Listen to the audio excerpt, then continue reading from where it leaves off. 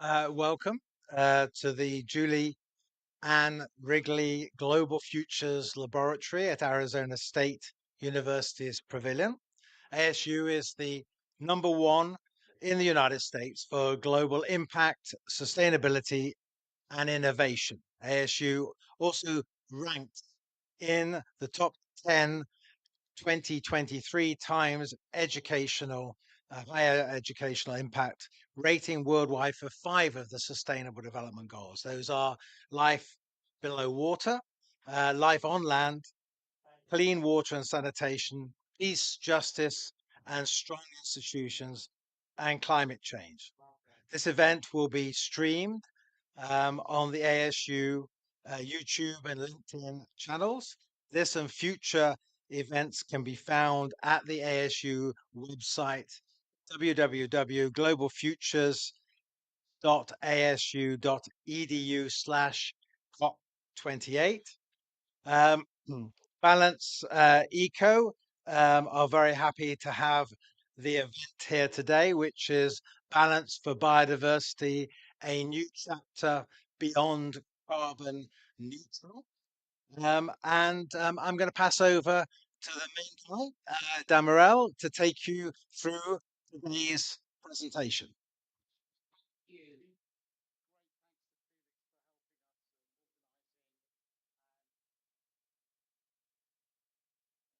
A really big, I've got the microphone now. A really big thank you to Felix for helping us organize this, and to the Arizona State University for hosting us, and for you guys coming. So deep appreciation, and also the tech that we've got going on behind us, behind the scenes, that looking like it's running like a well-oiled carriage now. So really appreciative. So balance. What is balance? Very simple. Balance is an evolution from carbon neutral for offset to balance for biodiversity. And that's really it in a nutshell. So our clients become balanced, proportionate to a carbon footprint, in order to create biodiversity with co-benefits that enhance the lives of local people. And that's a really important step forward. So we're moving forward with a new initiative. And what we've done is worked with background. I've been involved in the carbon markets and the carbon arena since 1988 for my sins, and a lot of people regard them as a sin. And I co-coined the term carbon neutral. There is a little piece at the end of it of Lord Nick Stern opening the Doha COP, celebrating Maureen, who ran the Castle Cary pet shop, she purchased the first credit. The carbon market, as no doubt you're all aware of, has got horrendous problems. So there's been the Vera 90% credits not working issue recently. You've got things like South Pole gone down. You've got a lot of clients who are very, very embarrassed by buying units, and there's the distraction element of carbon, because if you're buying a carbon credit and then you're continuing to pollute, and that's a distraction in the first place. You shouldn't be doing that. You should be reducing. But worse still, if you bought a credit that doesn't exist, a ghost credit, then we're actually doing more harm than good. So that's kind of like an overview. The carbon market overview is that 80% of it is removal, and then 80% of it is avoidance, 20% removal. One of the issues there is that you've got to prove that a forest is going to be felled in order to get an avoidance credit, and there's all sorts of mates at logging companies who give people evidence, and there's lovely places like Bhutan who've never got any intention of felling any of their forests, who are not able to get that. So avoidance we don't touch, although it's very good to protect long-term forestry, because the biodiversity enrichment, the biodiversity created by standing forest is massive. But here's the thing: we are only working with removals, and we've done Oliver here, our head of in-house attorney and also procurement. We spent the last year searching for carbon credits that could go through the balance methodology. And it's been like looking for rocking horse poo.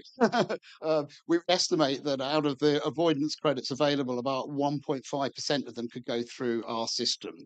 And of that, we've probably tied up most of that for stock for balance. Now, what have we done in order to be able to clean up these existing credits and turn them into balance units? Please note the word unit, because a credit suggests that maybe we're going to put the well-being of the planet in the hands of the financial services community. What could possibly go wrong with that? Uh, So a unit is a far more benign action. And our clients are becoming balanced, not to make spurious climate claims. They're becoming balanced to create biodiversity and social economic well-being. That's the primary objective. So to address the issue of ghost credits, problem credits, monoculture crop, certainly the permanence issues, we've gone into detail. So um, we've co-authored a paper. Felix has helped massively, and James Cameron, who unfortunately couldn't be here today, but he's got a video link in. The three of us have co-authored a paper, balance methodology, we're calling it, and within that, we've had the great fortune of actually getting that peer reviewed. So we're a peer reviewed scientific paper, and we're just about to be published in the International Journal of Sustainable Energy. And then that's our foundation cornerstone. After that, we really get going.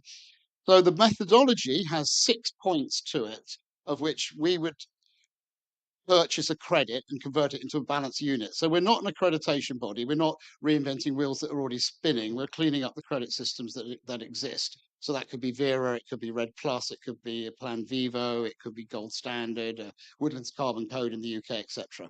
So how it works is the first thing that we look at is permanence.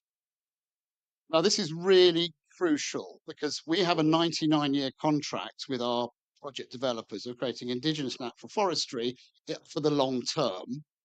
And 99 years is our minimum protection. We're expecting some of them to go on, much longer.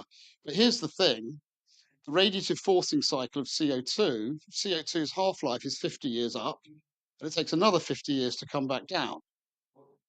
The global standard for carbon credits is 40 years after which there's no legal protection. So we now have a peer-reviewed paper establishing that the old system doesn't work, and we have to have permanence in order for it to work.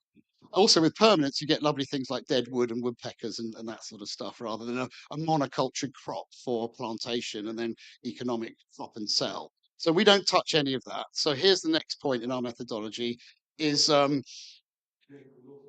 is Indigenous people's rights. So what we're looking for is 40% of the money from the carbon credit purchase, e.g. the balance unit that we're converting it into, will go to the local community. There would be 15 people in the community signing off year 1, year 3, year 5 to make sure they got it. And then we encourage, because we're going from 40 years to 99 years, we need to make sure that there's income streams. So we would advocate looking at things like permaculture, water catchment enhancement for fisheries, certainly sustainable firewood management, agroforestry, um, and ecotourism, specifically products that you can make from a forest and sell. But here's the really big one that we get directly financially involved with, which is biochar.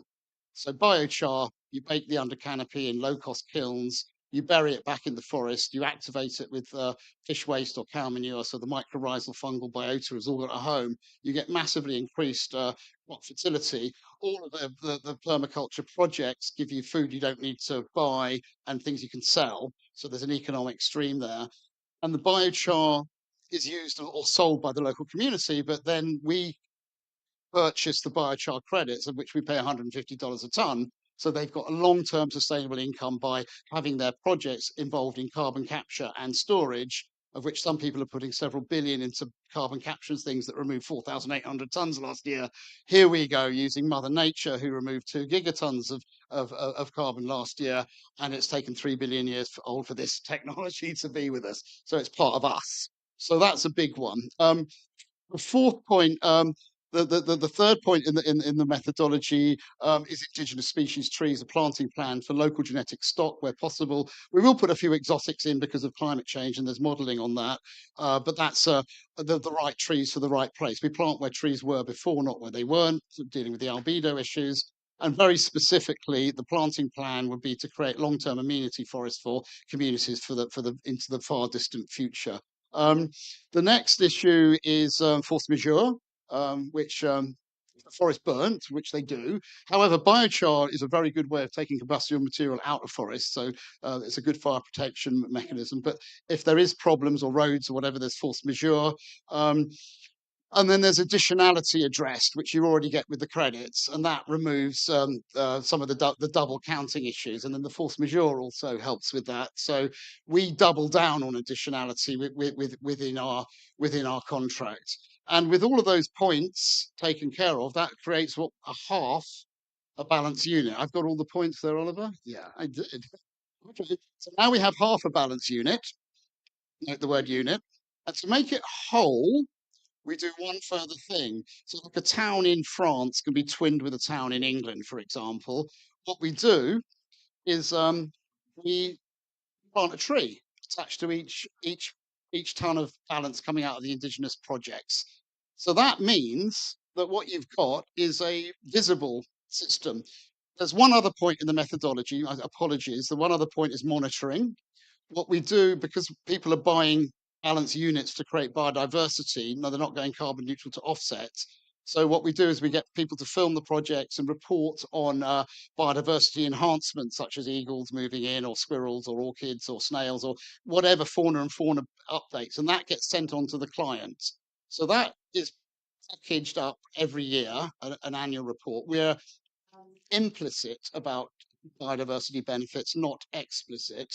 The reason for being implicit is that we think that biodiversity trading is going to go as wrong as the carbon market, and we want to keep way away from that. But it's logical being implicit that if we do this, and you can see the benefits, we are creating biodiversity, but we're certainly not going to start selling newts and songbirds from our project.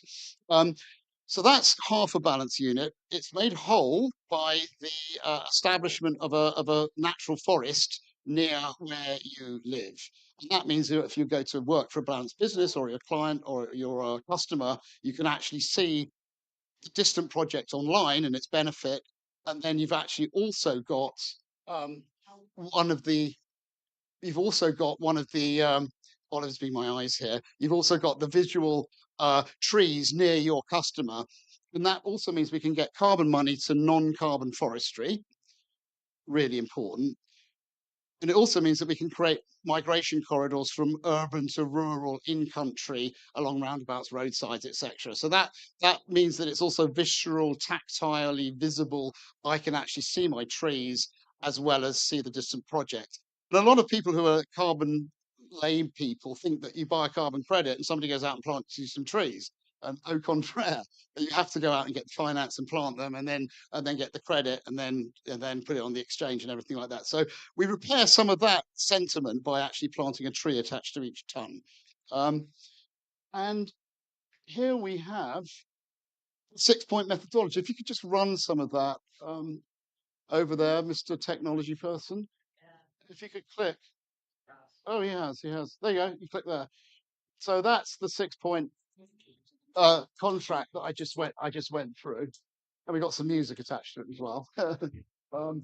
But for sake of brevity, I probably don't need to have you watch all that again. But what do you think, Felix? Okay, well, keep running. You turn up the music, please, and keep running.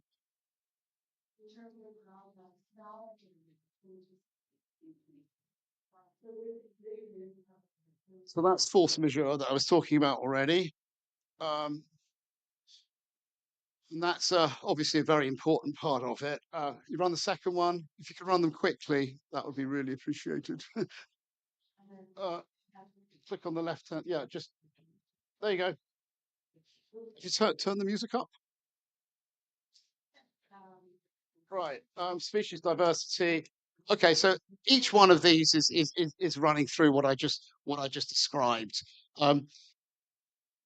You know what? I think we should move on, because we haven't got the audio sorted out, linked right. So let's just move on to the. Oh yeah, it's me. Okay, we'll move on through this, but rest assured, those are going up on our website. So you've got a lovely film of all the benefits. And also what we've done is we've created infographic 10 seconds for Indigenous people who maybe can't speak English, but they can see how you can create permaculture, agroforestry, beekeeping, water catchment enhancement, and biochar. So that's all been delivered for a lay audience. And then that's the extra tree. Oh, we've already done that. That's where you get into the location. Each tonnage is married to a tree near your customer. Emphasizing efficiency and reduction. Okay, so there's a big section here on our website, and what we do is our mantra is efficiency, reduction, balance. That's the 3 steps. So there's a lot we don't want people balancing thinking they can carry on as normal, even though they're balancing to create biodiversity, not buying a carbon credit, but it does the same thing. So we don't want people to sort of think that they can't be efficient. So that's a big part of what we do. And reducing impacts, public access. This is kind of interesting. What's the moonshot and what could we do if we did this at scale?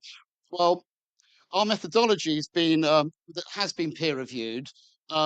Rome University is doing a modelling of what would the world look like in 100 years' time with existing carbon credits, and what would it look like in 100 years' time if we moved over to balanced units.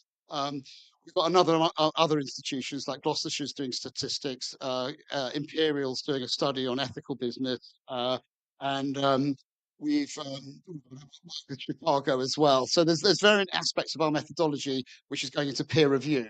Here's the big thing: what would happen if we did the moonshot on forestry? We could probably get around 20% of CO2 out of the atmosphere if we planted a land mass the size of North America that is available for planting globally through the balanced methodology. Then you could get another 20%, actually probably more than that, as people move into synthetic meats, as opposed to 60% of agricultural land gets freed up. The big one is, of course, when buildings get refurbished, there's an existing budget to actually sustainably upgrade them, and people tend to put new versions of old equipment in rather than sustainable upgrades. So that's another 10% of the problem. So you can see all these low-hanging fruit areas. So balance is a combination of a suite of activity. And joining hands with everybody here for a sustainable future. And here is a piece. If we could run the James Cameron video here. James, who couldn't be here, but what we're looking at is alignment with NDCs. So the country has got a huge asset in its biodiversity and its people.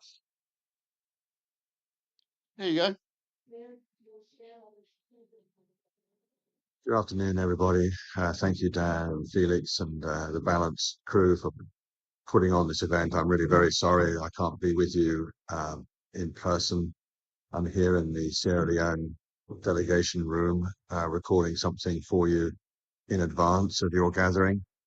It seems like quite an appropriate place to do this little video for you. I'm on the delegation of Sierra Leone. I've been working with them for some time. And this is one of the issues that they are really concerned about. How do they get investment in their undervalued natural capital? How do they play some useful part in the sequestration of carbon and build a robust, reliable marketplace? And let's have James's next one. See, he gets very much to the point. I watched it in the cab on the way over here. Thank you, James. Weak link or no signal. What does that mean? Okay, so what James is... Oh, here he is. Sierra Leone has every intention of building a robust, well-regulated market. And the question will be, what standards are adopted and how to work that into their nationally determined contribution and make it fit with the obligations under Article 6 of the Paris Agreement, which is still being negotiated in detail here. I can't really say for sure whether it will arrive at a firm conclusion by the end of this COP28. I certainly hope so.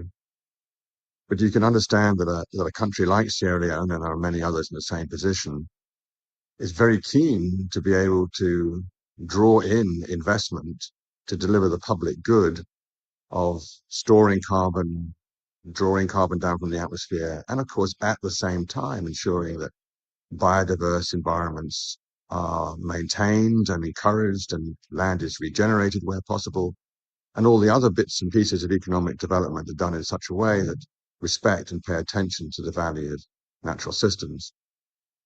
And when you do that, when you take that approach, you can imagine a country like Sierra Leone increasing its balance sheet value, possibly also reducing the cost of capital when it borrows from international markets, bringing in revenue into projects it would like to develop that otherwise would not get invested in. And that's, in a sense, the whole point of making Article 6 work in practice. So countries like Sierra Leone and many others who have this huge natural capital endowment, which we don't value, and we should, it's in our interest, wherever you live in the world, to have the tremendous resources of the forests and indeed oceans, the mangroves, the various ways in which our natural systems do us a service.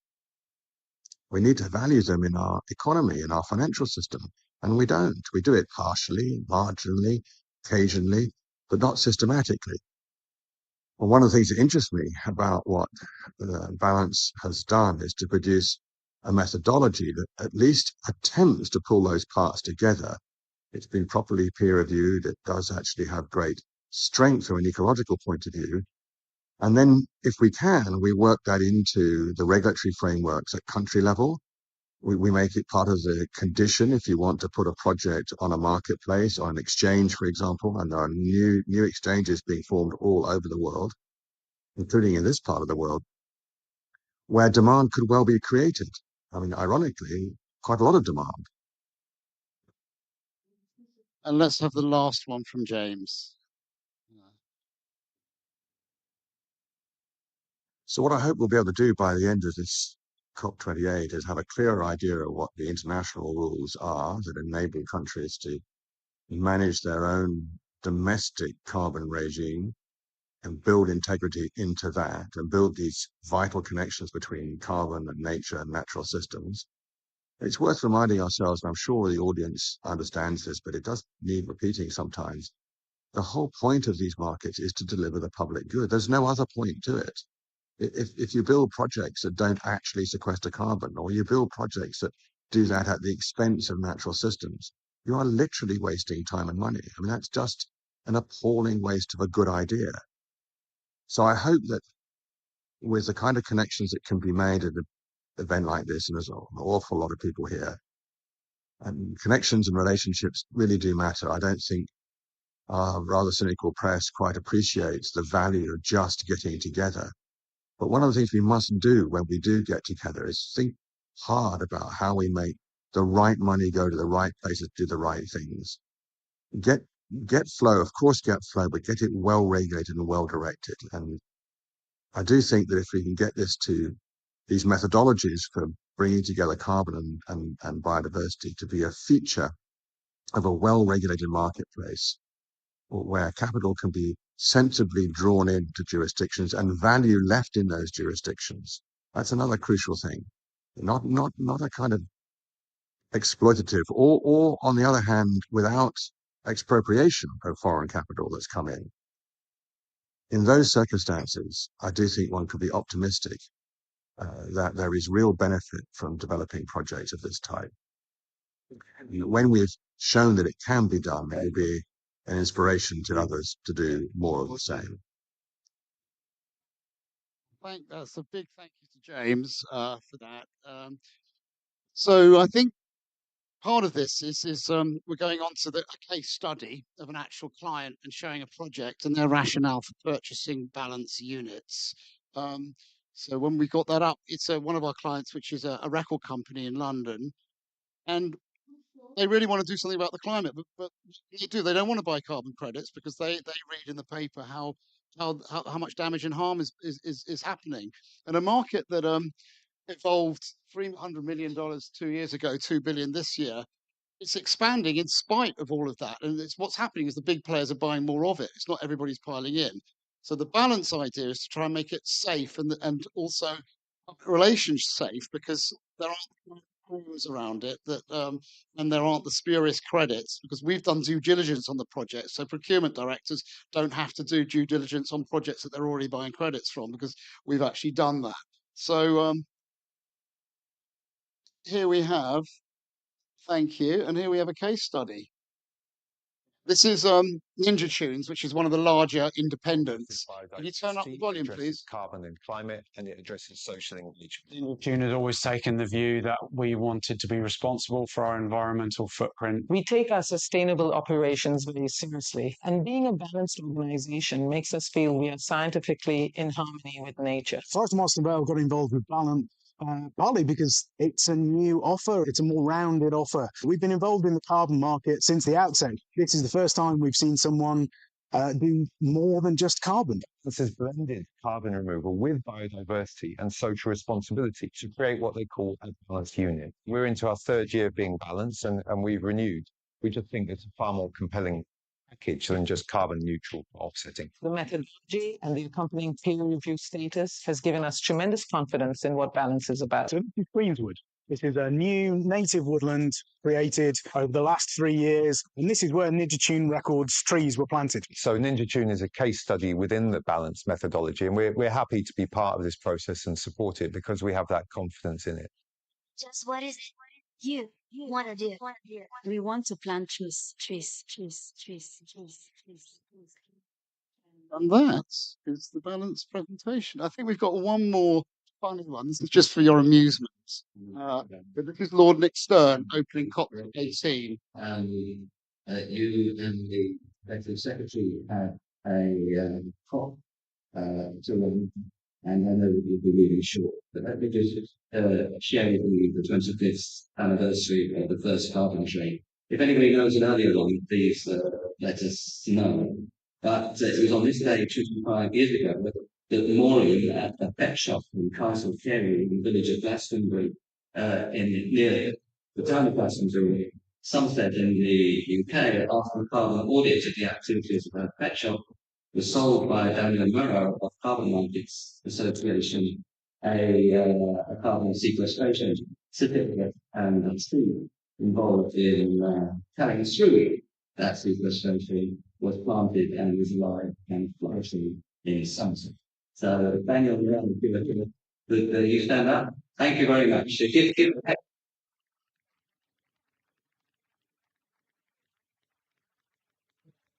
That was 25 years ago, and just a few years after that, the Rolling Stones made the first carbon-free rock tour of the world. So occasionally positive things do happen, however difficult this may seem. So that's the celebration, and So that's balance and the history and how we got here and what we're doing. Thank you. Is this working? Hello? Yeah. Okay, great. Thank you so much, Felix and Dan. So we're going to have a bit of a discussion up here now. And then hopefully we'll have time for a couple of questions from the audience as well. So I think your presentation gives a great idea of the kind of overall intention, and I'd just like to dig into a bit more of some of the details. I think firstly to understand how balance units will interact with the traditional carbon market a bit better. Well, that question's for me. So, sorry you're getting so much me. I can't wait for Felix to chime in. But okay, so how it interacts with the traditional carbon markets is pretty much it's drawn a line, it's a step forward, it's saying carbon neutral and offset is finished, it's reputationally damaged. If I buy a carbon credit for a business, I've got to say my carbon credits are better than yours. And that's just not a place to win from. So it interacts with the carbon markets in a refresh and a move forward. It's a way of making safety for brands to get involved and people to get involved because they're going to work. The other area of how it interacts is that we purchase existing credits generated by existing systems. So we're not reinventing any wheels, but we're turning carbon credits into balance units against the 6-point methodology. So people actually get income from their projects. They're going to want to look after them. There's biodiversity is created. And it's also absorbed a quantifiable tonnage of carbon, but people don't really trust the quantifiable tonnage of carbon anymore. So this way we make a market capable of expanding because it's a new way of entering. Okay, there's a few things I want to dig into there. And the first one is credibility, which you're talking about, right? There's been a big loss of credibility of the term carbon neutral. There's been some big articles which have shown that, carbon offsets aren't always what they say they are. So how do you plan to kind of tackle that issue?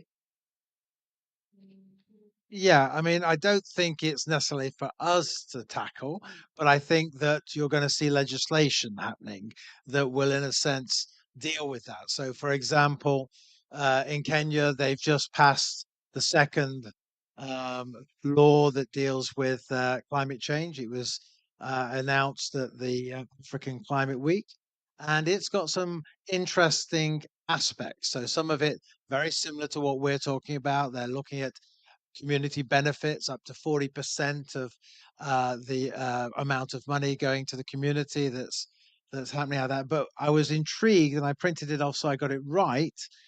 What happens if you're misbehaving? So, according to the Kenyan law, the Act has also introduced offences such as conducting unauthorized carbon trade willingly, giving false or misinformation knowingly for environmental or financial gains in the carbon market investment, manipulating carbon credit measurements to claim additional measurements, engaging in money laundering through carbon um, trading, knowing, knowingly selling carbon credits to unauthorized entities, and failing to maintain carbon records. Now, the penalty for this is up to 10 years in prison and $3 million. So I think that a lot of people are going to see the Kenyan Act as a really interesting one. And the way it's written makes what Balance Eco has put forward a very attractive proposition. I think everyone is now worried about the issue of greenwash. OECD had a conference at the beginning of the year, and they're worried to see how many of the financial offers are actually real. And I think we're trying to make that into something that not only we can be proud of, but actually can deliver. And I think linking biodiversity and climate was absolutely crucial. And in a sense, we are about biodiversity, of which we're going to help climate as well. Yeah, thank you, Felix. That's extraordinary. 10 years. Quite right too. Also, just to add to that, in the UK, for example, you can buy a Woodlands Carbon Code, a PIU, a promissory unit, that takes 30 to 40 years to become an actual unit. So you're not allowed to say that you're carbon neutral under British law for 40 years. Also, until the credits matured, which takes anything from 15 to 40 years. So that's a step in the right direction. The other fascinating development, which is even more powerful, is CDRC, which is the new EU law that comes in on the 1st of January this year. And it's like every SME, I think anybody with more than 10 staff has to account for their carbon, and then they have to do something about it. And in the EU, you're not allowed to use carbon neutral as a term. So basically, the term has been outlawed, which is really helpful. And it's very helpful for us as well because our clients can become balanced. And why they're doing it to create biodiversity, we're not focusing on the climate claims. And that's really important. So we're not putting our clients in the firing line of having to get into really complicated arguments about whether that's an offset and whether it's not, and whether you've done this, that, and the other. Line drawn, off we go, balance unit, biodiversity, social engagement, and climate in an ethical way. Okay, so just to make sure I've understood then, because you are using projects that have already been certified as carbon offset projects, right? Yeah. And then balance is in a kind of additional layer that ensures a high value of integrity and biodiversity, which is a whole extra dimension. And But social engagement. and social engagement.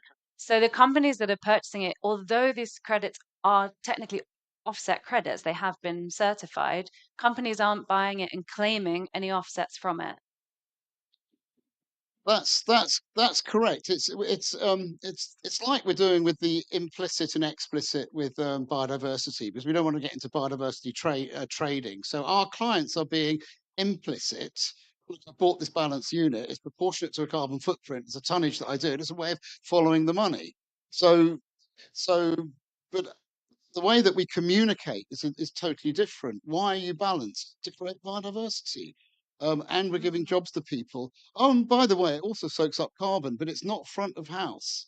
So it's a reframing of we should know, or I should know. I coined the term carbon neutral, and I think it was a problem right at the very start. I didn't actually like it because the carbon neutral suggests something's happened immediately, and actually where it's ended up is it might happen over time if you're lucky.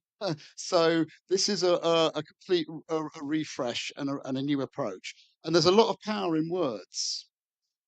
Definitely. And one of the reasons I asked that question is to also understand if you see balance units as always associated with carbon offsets, because as you said, there's certain projects that would be amazing to channel finance to that don't necessarily qualify as offset credits, but would certainly meet all of the criteria of your I methodology. suppose it's me again. That's me again. Well, yeah, exactly. So you can see why we're also planting the extra tree, which actually it's a tree, but if that tree has money attached that goes to somebody who's doing a project that wouldn't receive carbon finance and creating biodiversity local. So that's really important. And yes, absolutely. If an organisation wanted to really go for it and purchase balance units to create biodiversity, they don't have to do it proportionate to a carbon footprint at all. Right, because I work in Latin America, in Yeah. Brazil specifically, there's a lot of communities there that are doing great work protecting nature. But the process for getting a carbon credit, getting certification, hugely expensive. So I'm wondering if this could be a way to also channel finance to communities, and also if you can talk a bit more about how you think about working with communities and indigenous people. So the second one a little bit first. I mean, and Dan was involved with one of my former students in doing the outreach to Indigenous groups. So I think he probably would answer that better than me. But one of the things I don't think we mentioned is that we would be using Indigenous trees. We wouldn't be doing monocultures, and I think that's also an important aspect. Again, similar to how the Kenyan Act has gone, to do anything, you have to have a community development agreement with the community to operate. We very much approached it from a stakeholder engagement.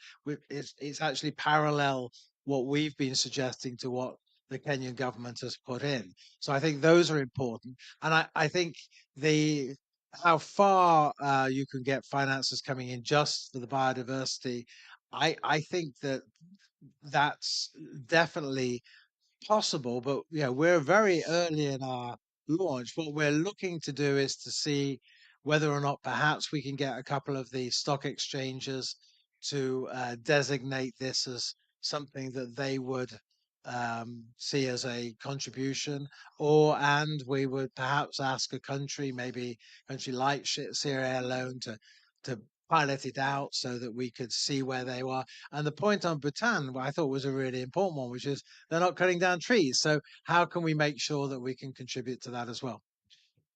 Yeah, absolutely. And the thing is that the processes involved in carbon accreditation are expensive, time consuming, and you've got to actually plant a forest and then 3 years later get the credit. And it's a real pain and it's a real block.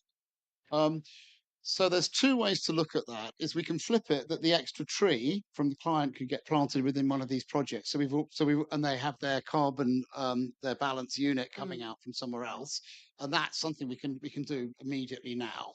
The second thing is I think we've gone past startup. We're kind of like early stage, and what we've had is a lot of in really good conversations with really patient capital.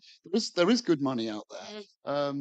And this time around, I don't hope, I know I found it, which is great, which is really supportive. But what that means is that we can develop what you call an ex ante fund. So what we can do is let's say, and I'm not going to give you disregard this number, but let's say it's $20 a ton, and it should be 10 times that much as we go forward. But just say for the sake of the argument, we're paying $20 a ton. What we'd be able to do is we'd say, ex ante, here's $5 year one, go out and create the project to balance standard. 3 years later, we'd give you the $15 as the project gets credited. So those, and there is significant capital potentially coming available to do exactly that. And the net effect of balance being successful is biodiverse forests get created at scale that actually have long-term economic value for social engagement. So if we can figure out ways to get these systems working, which is why I feel very supported to have people like Felix and James Cameron, and there's many others who are attached to the project who are really big brains. Hopefully, soon now there'll be quite a few surprises as how we can evolve this. And as long as balance is tied to carbon offsetting, do you see it working across voluntary and compliance markets? And how are you kind of anticipating that if we get anything from the Article 6 negotiations this week? Okay, there is a big thing there that we don't see balance as, what did you say? Well, as long as, because at the moment you're attaching balance to what's already been certified as a. Yeah, okay. So we're moving on from that. We're creating balance units for biodiversity. So we don't see ourselves as attached to the carbon market. I think we've kind of let that one go. Okay. But what we're using is why throw the baby out with the bathwater when there's some really good systems that are already in place. So we found a way of following the money. Now, if you wanted to give money to somebody to create biodiversity and create social income for people, and then also sort out carbon, you'd have disparate caches going in all over the place, and it would be really, really complicated. And it's not very sexy as a package. I bought a ton of this, that, and the other, or I've paid for this school, or I've planted those trees, or those parrots are doing really well, and whatever. So we simplified the whole thing, divorced ourselves from the carbon trading aspect of the carbon market. We retire credits on behalf of clients, convert them into balance units. So we're using the very best of what's out there, and then putting in the due diligence and the extra protections through our methodology. So do we see that going compliant? Absolutely, yeah. And do we see it evolving? We do. No. I mean, all of. Well, I think the thing is that we are assuming that we get an agreement on Article 6, seeing what's happened here and in the EU, we are creating a regulatory framework, and there'll be, proper penalties for people who don't behave in that market, and that I think has been long overdue. It's taken a long while to even get. I had high hopes before we came here that there'd been a deal on Article 6. It clearly wasn't as advanced as it should have been. But I think if we get that through, and then countries are starting to put proper regulatory frameworks in there, then it's only going to play towards the kind of approach that Balance Eco, and there are a number of others that are looking at the same areas. And I think that's a very exciting place to be, because biodiversity has also been, we're suffering from huge losses of biodiversity. So this is a way of kind of becoming an engine of change for both of these. Great. And I wanted to come back to a couple of the points around working with communities. There's a couple of sticky points that always come up when I'm talking to people about projects. One is the contract length. So I know that you're looking at obviously like a better definition of permanence with more integrity, which is great on the project side. But how do you manage that on the contract side with communities? Because there's obviously questions of intergenerational justice there. Yes, absolutely. I'm looking at Oliver now, who's our in-house attorney, and we've been going through this in some detail. So you're right. It is fraught with complexity. So what we do is we don't have a contract with the indigenous community.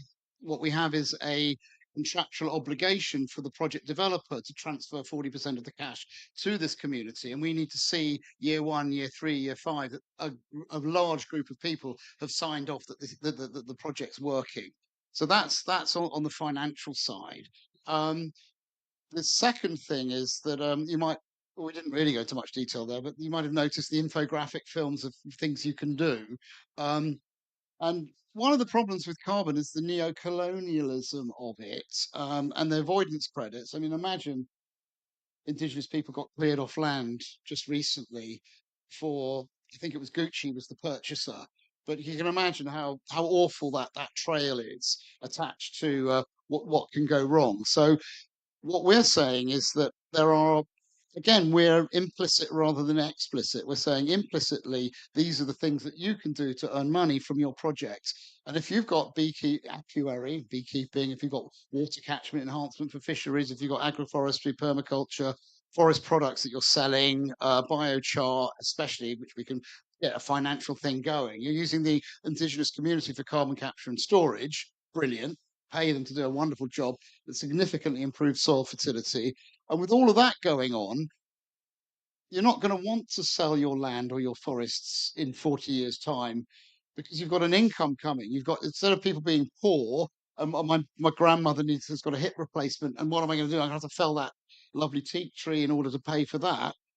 You've got the forest is creating all these products and all these things. That means that maybe grandmother didn't need a hip replacement because she was walking around with a healthier all of her life. Being anecdotal here, but the point being that schools and hospitals and computers and all the things that you might want to need, you might need becomes available through a financial process from the forest. Right. Which brings.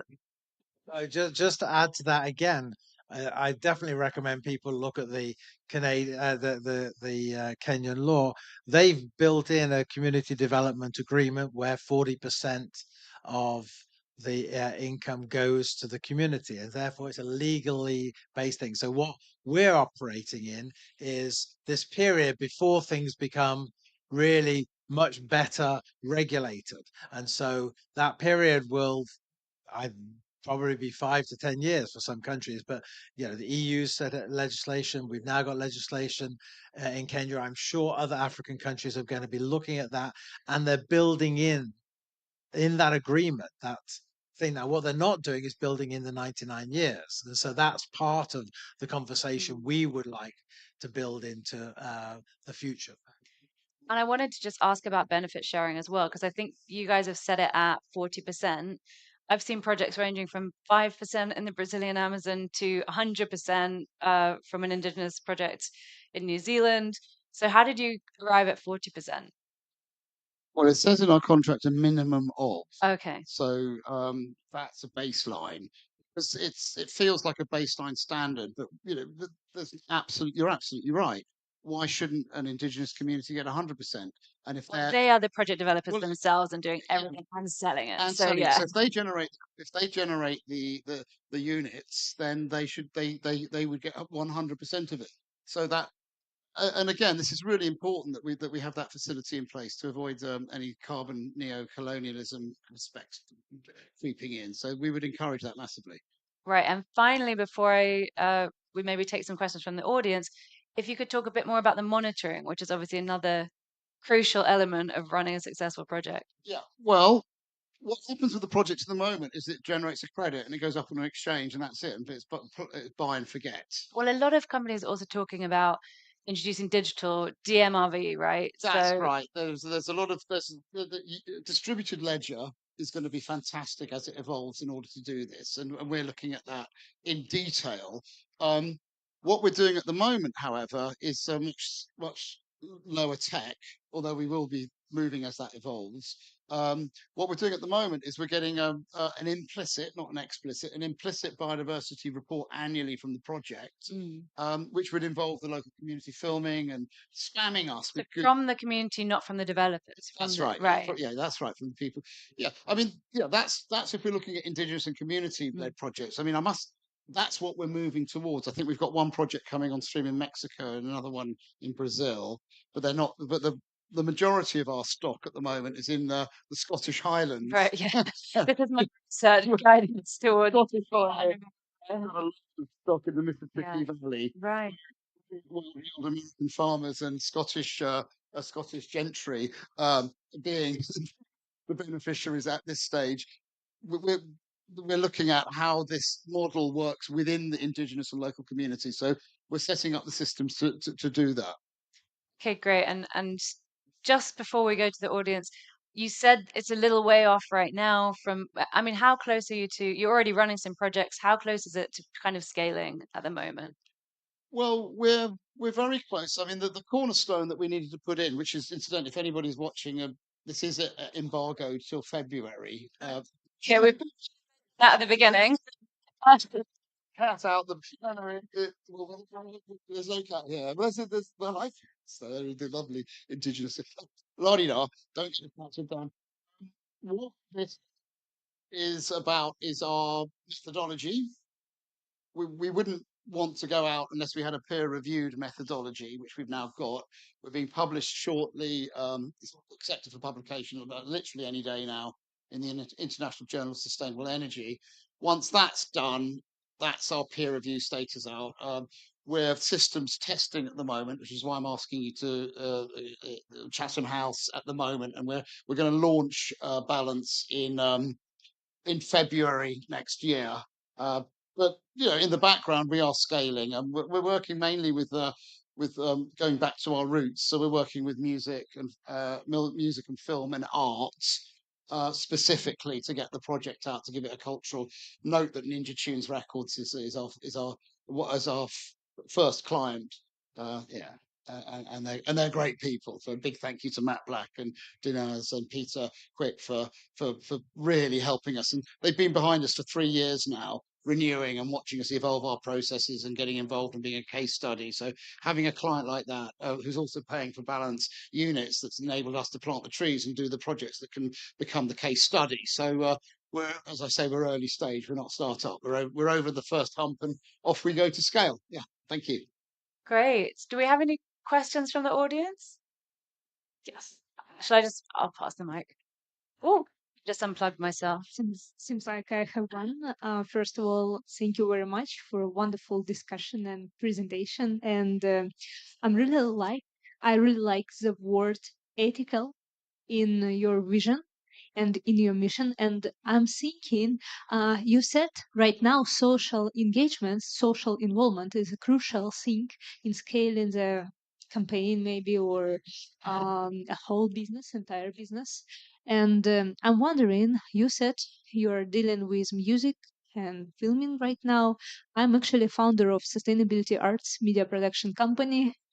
And yeah, I'm just wondering, how do you guys use words of your vision to transform mindset of your key clients? I'm wondering, really, I've heard the presentation. I'm just two questions. I'm wondering, first, you work B2B only or B2C as well? And if you work B2C, what keywords would you plan to use to achieve your long-term strategy? Thank you.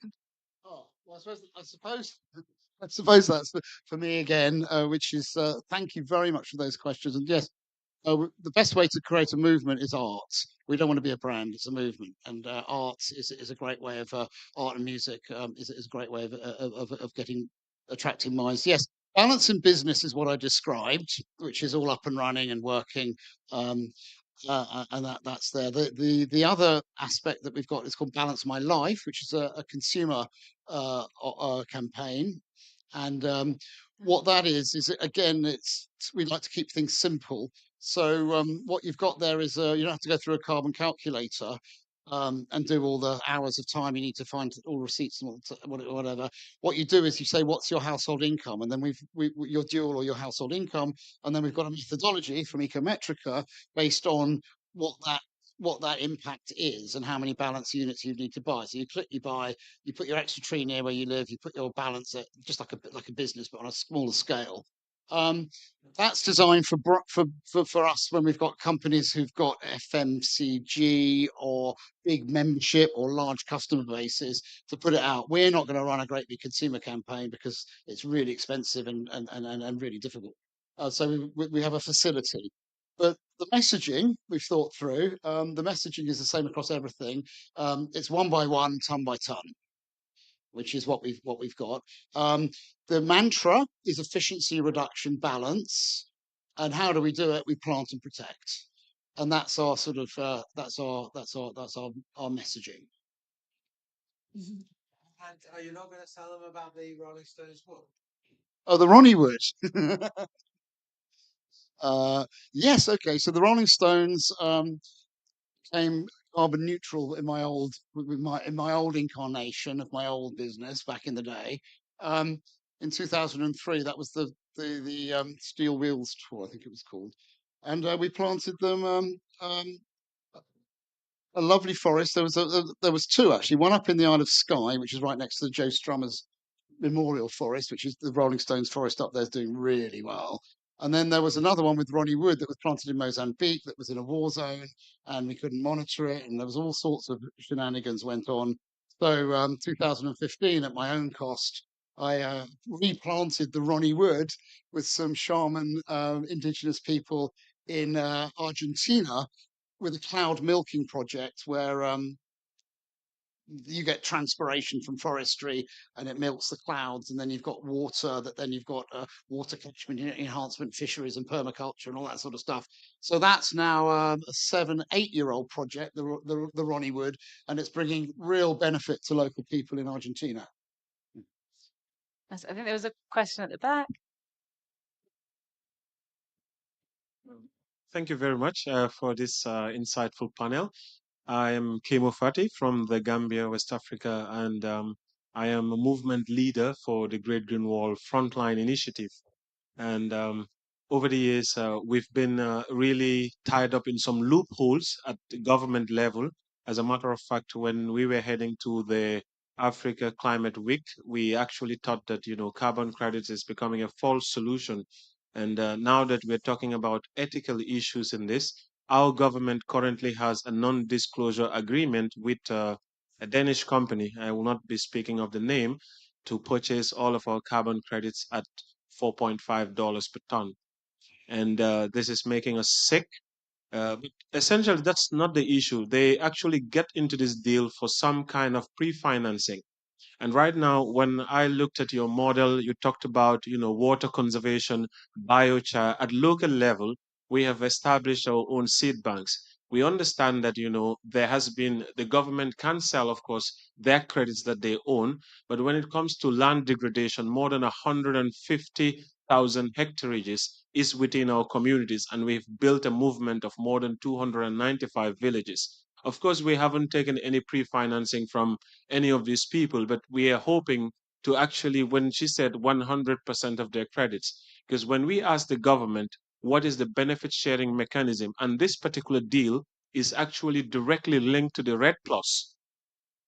So when we talk about these issues, I want to understand, like, what is the difference? Like, how can communities be able to unlock financing to be able to develop their own carbon credits without having to lace with businesses or other exploitative ventures? Like, these are our lands. We know how to restore them. What we need is just resources to do so.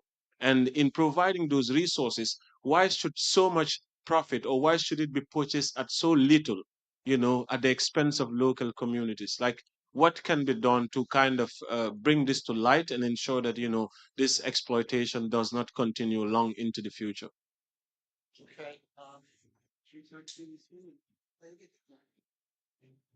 Well, thank you for that. So, sorry, what was your first name again?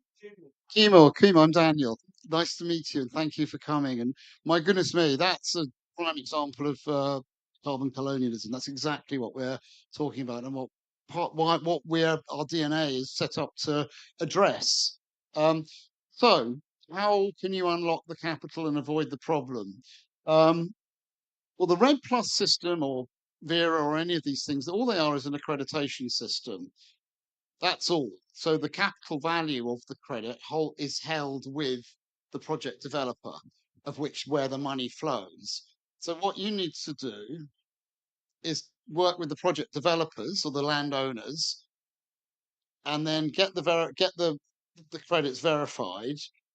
And if you can work with us, where you've got them verified by them, but we've also got all the other social aspects that we've just talked about in the presentation, then we can put them on sale for you and get them to good actors who are ethical and not financial services community or loggers or people in the oil industry who've moved into carbon, or we've put well-being of the planet in the hands of the financial services community. And here's a prime example of it going wrong again. Felix, I'm flabbergasted, but I'm not surprised at all. And we would love to help you with that issue, and I'd be very proud to be involved with you if that was possible.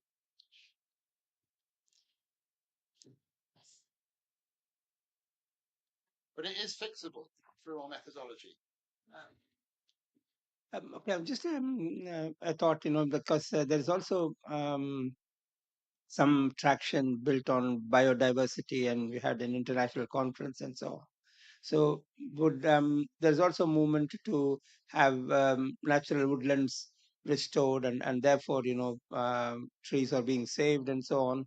So is it possible to connect the two, that the benefits would be both restoring for the forest, but also preserving the biodiversity? So this is slightly different from the carbon only approach. Yeah. We'll get the microphone back just because the people online won't be able to hear. The whole approach of balance is to do exactly what you're talking about. So it is starting from the biodiversity, not starting from the tree itself. So I think, I think you came in slightly late after the presentation, but you'll be able to get a copy of that. We can let you send you the stuff. But I think the whole work that Dan has done and that we've been prepared, James and I and others, and Oliver, the reason we want to do this is because we think this approach is the right approach, and it actually builds in the community. It builds in to ensure that there's funds coming to the community. It builds in a longevity that doesn't exist at the moment to the level that it needs to. And I think if we're successful, and there are other equivalents to balance just starting up, because everyone's realizing this is the space we need to be in if we're going to address this seriously, then my hope is that, by the time we come back to Azerbaijan at COP29, if that's where it's going to be, then we'll be able to say, look, we're now on the road to this. And I think that will be part of the success. Yes, can I just add to that point? So it's biodiversity creation balance units purchased in order to create a better environment that helps people. That's the rationale for purchase, which is far more benign than going carbon neutral to offset, so you can carry on polluting and a distraction to the whole market. So that's at the core of the whole initiative. And thank you for asking the question. And that was what was addressed at the beginning. I think the other point that's really key that maybe you probably missed at the beginning is that existing carbon credits have no legal protection after 40 years. The half-life of CO2 is 50 years up, 50 years down, radiative forcing cycle. So we now have a peer-reviewed paper that is scientifically established, that carbon credits don't work. That's huge. Whereas our units shift to a benign long-term cycle with the idea of creating, the forest of Marston Vale that you saw there. The lease on the land is 840 years. Wow. So a 99-year contract with people like that. In America, we've got easements for park creation, and we're finding it. It's been really hard work, Oliver, hasn't it? But we're finding it, and I think that as we get popular, then our hope is that projects get ready to this standard. And then the net effect is that we get balanced forestry created at scale for the long term, and shifting away from the damage that's being done by monoculture crop, fast credit systems, and clearing indigenous people off land for carbon farming in the avoidance sector, which is so alarming. Thank you. Great. Well, I think we probably should wrap up now because I know that you also have an extra teaser for us, project teaser. So we just have probably a few more minutes, and then I think Dan and Felix can stick around a little bit afterwards as well if there's any other questions. Yeah, if anybody wants to chat. Yeah. We like teaser. So let's do the teaser and then kind of close the official session.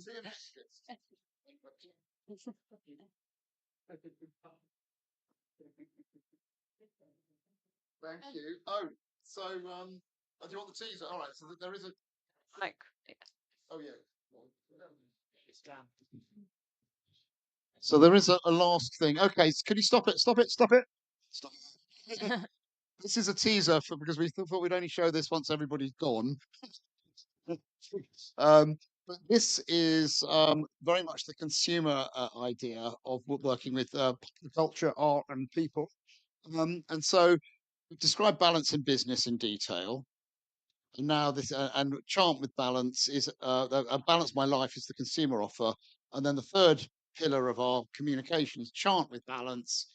And we've developed an app where you can put your voice into a gig before the show. The band use you as a backing choir, or you're in the gig, or they do amazing stuff with it. You get a track back after the show that you're mixed in, and the money goes to plant trees. So you're singing trees to life.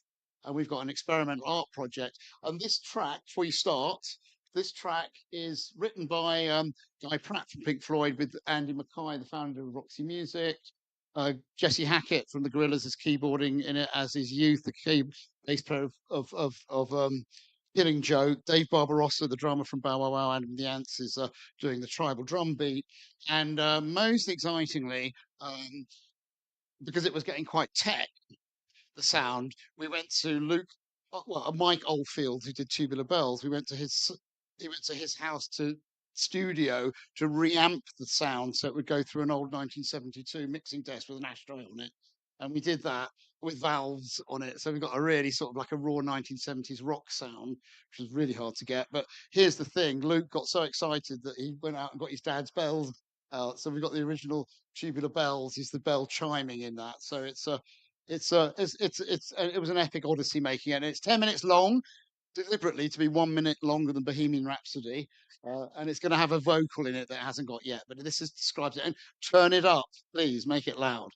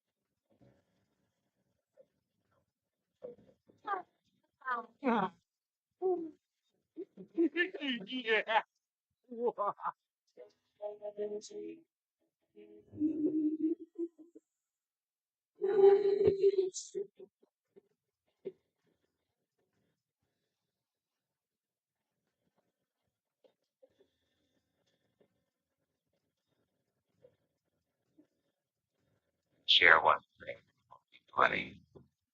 Now that every